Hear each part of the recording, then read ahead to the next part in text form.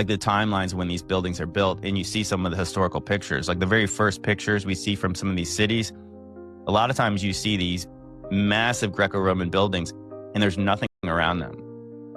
It's the most eerie pictures you've ever seen. Typically there's like no people in these pictures either. And some people I know are shouting, oh, it's exposure. Those things took like 15 minutes to take a picture. Not in the 1850s, they didn't. You can see pictures in London where there's people in them. And then you can see like some of these pictures from like St. Petersburg in Russia and some places in Germany. And there is not one soul in the street. There's a really interesting picture in San Francisco in the 1870s.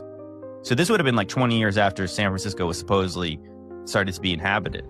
Because in 1848, before the 49er gold rush, there was 1,000 people in San Francisco.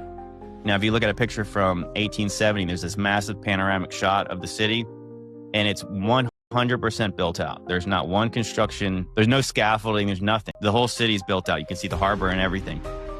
And not only that, there's not one person in the picture. There's not one horse, there's not one animal, there's not one horse and cart. It's bizarre. When we say they were founded, were they really found? Yeah, it looks like there was some kind of a repopulation effort going on. I want to say between 1860 and like 1920, there was 250,000 children going on orphan trains all across the United States. So you do kind of wonder if there was a reset somewhere in the 1800s, maybe even late 1700s. And this was an effort to get some workers for these cities. I mean, you see those pictures where you have children picking produce and cotton in fields, and then you see them in these factories where they don't even look tall enough to work the levers and the machines. They're standing on boxes. So why would you do that if you had men to do it? No adults in the pictures, yeah. We've all seen those pictures of buildings that 3/4 of it is above ground, but 1/4 of it is below ground. This is what this video is really about. But there are some reasons why we've had to make things, like these were made to go from on the cliffs down to the beaches. These were made because the land has hills, and then it has flatter land and hills and flatter lands, and this is what I think has happened. What it is when I went on the train, it was obvious to see there from Mickey's going back to London. It was going flat land, hill, not big ones, just flat land, mound, houses down here, houses up there, houses down here, houses up there. And I think when they were making the road, they just made one level. And if your flat or house was below that bit, then that bit went below the bit. I think that's what they did with some of the roads. It's not all mud flooding. It's about making roads and making a straight, flat road. And then they have to cut through the hills and the buildings. I think that's maybe, if you get my gist. I've forgotten what I was going to say, but there are tunnels everywhere. You will find that there's Turkey, there's 7 underground cities, there's more, there's loads of places. These ones are in the UK, they're under York, and you see they're starting to say subterranean, which is mentioned in this video. And also, the deepest tube is the mail train. It goes below everything else, and it was one of the first things built. So how could that happen, that they could build that deep and make it so precise? It's now a museum. Anyway, let's carry on with the video, because there are some reasons, and I also have put videos out about Great Flood. You know, that happened because what it was is some electrical arkings happened, and it pushed the Himalayas up, and on top of the Himalayas was a sea, and this sea went all down the Himalayas, down into China, all down into the Middle East, right across to Portugal, took the top part of Africa, took all the Middle East. You can almost see, on Google Maps, you can see the swells on the Middle East, and it stopped in Portugal. It caused the Black Sea, the Red Sea, the Mediterranean Sea, and another sea, I can't remember what it is, with the boom, boom, boom, as the electric arkings are passing. It was happening on the Himalayas, it was happening in Italy with the electrical arkings. Think of the tsunamis, the earthquakes. Think of other lands taken in America, all over Europe. It nearly annihilated us. That did, that one. But I can't say when it was. But you can see it on Google Maps, what's happened. I've made videos about it. But anyway, so that's some different thoughts, but let's carry on with the videos. These people are talking about why, what, and how.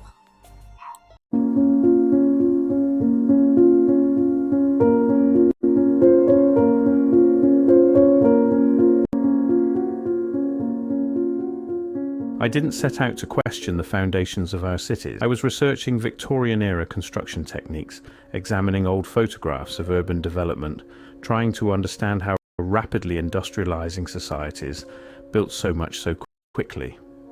Standard architectural history, nothing controversial. In photograph after photograph, across dozens of cities, the same peculiar feature kept appearing. Ground-level windows half buried, ornate architectural details disappearing into sidewalks. Elaborate stonework cut off at street level as if the buildings had been pushed down into the earth. Not in one city, not in one region, everywhere. The official explanation is straightforward. Streets were raised for sanitation and flood control. Cities built up their roads, burying the original ground floors. It happens, it's documented. Except when you look closer, the explanation starts to fracture, because these aren't crude first floors that were buried, these are architectural masterpieces.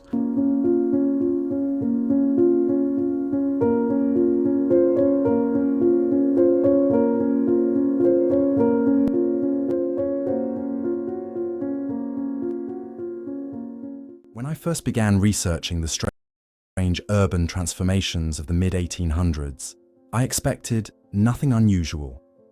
Just the standard explanations every textbook repeats: industrial expansion, messy city planning, poor drainage, and the usual narratives historians use to explain the chaos of growing cities.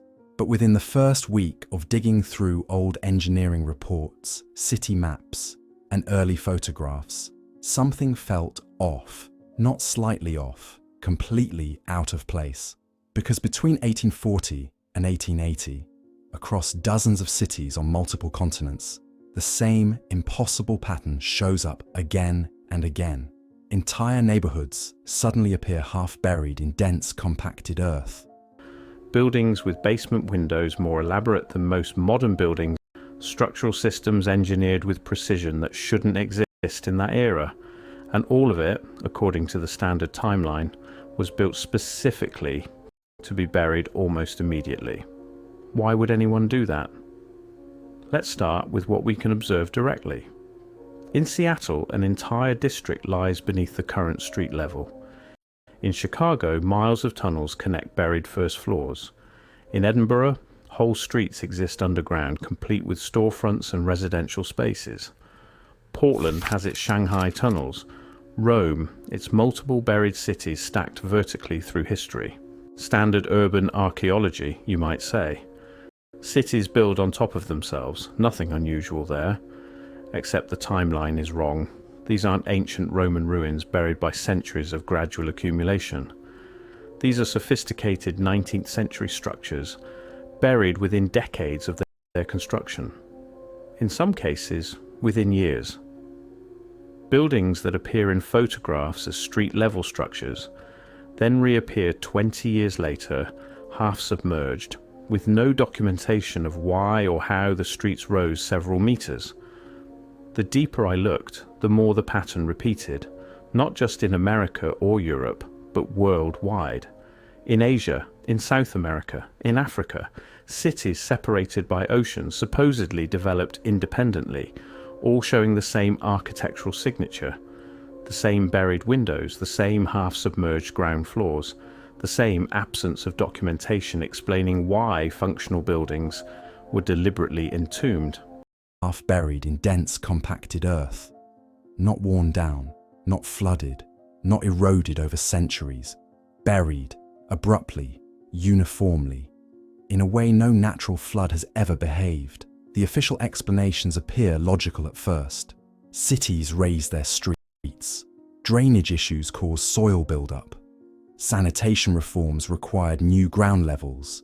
But when you line up the data from Paris, Warsaw, St. Petersburg, Chicago, Vienna, Boston, Turin, San Francisco, a problem appears. All of these cities supposedly raised their streets at almost the exact same time, 1840 to 1880, and all absorbed nearly identical depths of earth. 2 meters here, 3 meters there, sometimes more. Independent cities, different climates, different technology levels, yet the same outcome. That was the moment I realized this wasn't urban planning. This wasn't coincidence. It looked like a global event. The photographs tell the story better than any archive. Doorways sitting 2 floors below the new street windows, peeking out from under packed layers of soil. Entire facades cut in half by raised groundwork crews digging downward. Not upward scaffolding built only to reach new, artificially elevated streets. And remember, these were not abandoned ruins. People were living in these cities while this was happening. Daily life continuing above a buried world. As I cross-checked more cities, I noticed something even stranger. The architecture beneath the mud often looks older, more refined, and more precise than the architecture built above it.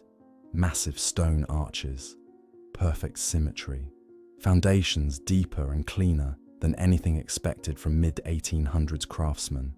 Why would entire cities bury floors that were structurally sound? Why raise streets instead of removing the sediment?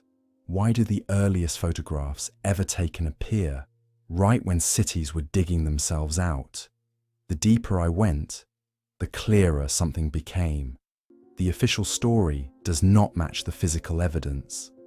Engineering logs from the 1850s mention unexpectedly deep foundations, unmapped subterranean rooms, walls thicker than construction records indicate, ancient stone layers beneath planned excavation zones, and in the margins of several documents, a word appears quietly, not dramatically, not in conspiracy theory style, just small, subtle references.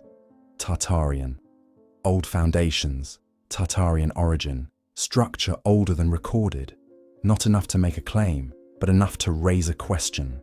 Were these cities uncovering something they didn't build? Because when you zoom out across continents, a pattern emerges. The buried floors match each other. The window ratios match each other. The stone symmetry matches each other. The depth of the mud layer matches each other, even when the cities themselves had no shared architects, no shared governments, no shared technology. Which leads to the central idea of this new, expanded investigation. The idea my previous video only touched on. What if the 1840s weren't just a period of modernization, but a period of excavation? Not building upward, but digging downward. Not creating new streets, but uncovering old ones. Not inventing cities, but recovering them. What if the mid-1800s were the aftermath of a global event that buried an older architectural world, and what we call street raising was actually Operation Unearthing, the coordinated recovery of whatever the mud had buried? Before we open the engineering maps, before we compare the identical excavation practices across continents, before we examine the architectural signatures that point to something older than the 19th century. If you're finding this exploration valuable, consider how rarely these patterns are examined together. Each city's buried architecture is treated as a local curiosity, never connected to the global phenomenon. That isolation of evidence is worth questioning. The strangest part isn't that buildings were buried. Cities do rise over time. The strange part is the architecture itself. These buried levels weren't simple basements or service floors. They were primary entrances. They were elaborate public spaces. They featured architectural details that required significant investment and craftsmanship. And according to the official narrative, they were all designed and built knowing they'd be buried almost immediately. That's not how construction works. That's not how economics works. That's not how human behavior works. This is where Tartaglia enters the investigation, not as a definitive answer, but as a framework for organizing the anomalies. And around the same period, architectural patterns shift dramatically worldwide. Suddenly, cities everywhere begin constructing buildings with nearly identical design principles. Not similar, identical. The same proportions, the same structural logic, the same ornamental vocabulary. This happens across continents in regions with supposedly no contact, using construction techniques that official history describes as newly invented. Could these buildings represent inherited technology? Architecture built according to design principles and construction techniques that weren't invented but rediscovered or repurposed? Structures that may have been completed, occupied briefly, then partially buried during some unrecorded cataclysm or systematic campaign of concealment. I'm not claiming this is what happened. I'm asking if the evidence pattern fits better with this interpretation than with conventional explanations. Let's examine what actually exists. Not speculation, not theory. Physical evidence you can verify yourself. First, the photographs. In city after city, historical photographs show buildings at different ground levels than they stand today. Not slight variations, differences of 3, 4, sometimes 6 meters. The photographs are dated and catalogued. The buildings are identifiable. The ground level has demonstrably changed. Yet documentation explaining why this happened, when it happened, and how it was accomplished is consistently absent or inadequate. Standard explanations cite street raising projects, but the projects themselves are poorly documented. No comprehensive engineering plans survive for most cities. No detailed cost accounting. No contemporary newspaper coverage proportional to what would have been massive infrastructure undertakings. The projects that supposedly transformed entire urban landscapes left barely any administrative trace. Second, the buildings themselves. Look at the structural engineering. Many feature load-bearing walls that make no sense if the current ground level was the intended design.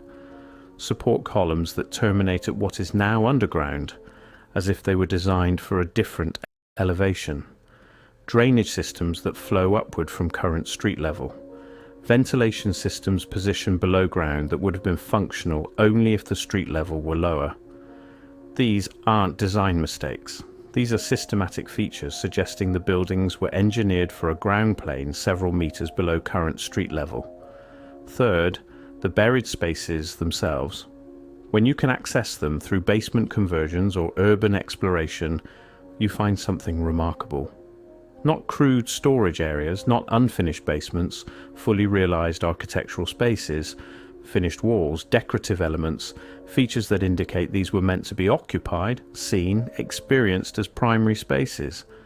Now, as I kept digging into the records of 1840 to 1880, one question refused to go away. What exactly were they unearthing? And why was the world so quick to cover it back up?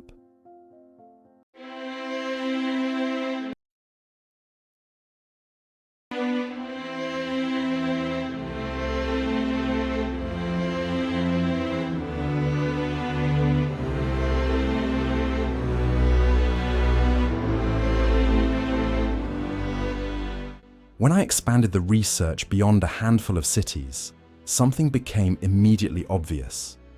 This wasn't an isolated problem, and it wasn't a collection of local urban reforms. It was a pattern so consistent, so mathematically precise, that the official explanations started to collapse the moment the data was placed side by side. Because once you line up the records from Paris, Chicago, Warsaw, Vienna, Boston, San Francisco, Istanbul, Melbourne, and St. Petersburg, you begin to see the same sequence repeated almost point for point. 1. A sudden appearance of compacted earth measuring between 2 and 4 meters in depth. 2. Lower floors instantly becoming unusable. 3. Streets raised upward rather than sediment removed downward. 4. Excavation teams documenting older architecture beneath the new city. 2005. And then a strange silence in the historical record. What struck me immediately was how synchronized these transformations were. These cities had different governments, different climates, different geological conditions, and different levels of industrial development. Yet every one of them entered a massive street-raising phase within the exact same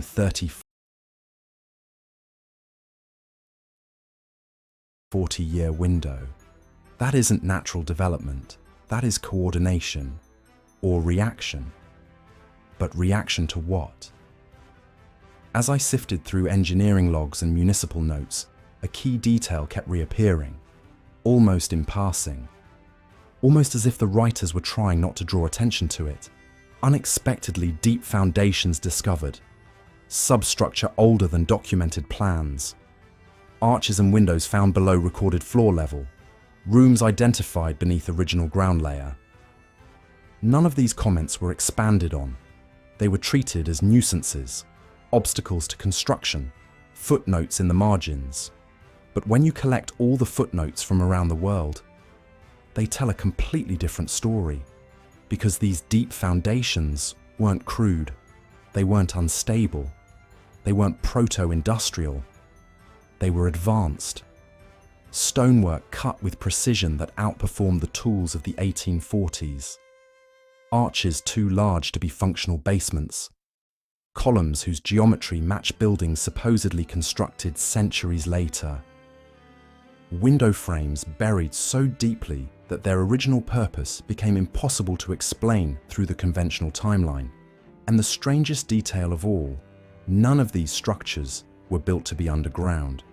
Every architectural feature showed signs of normal above-ground use.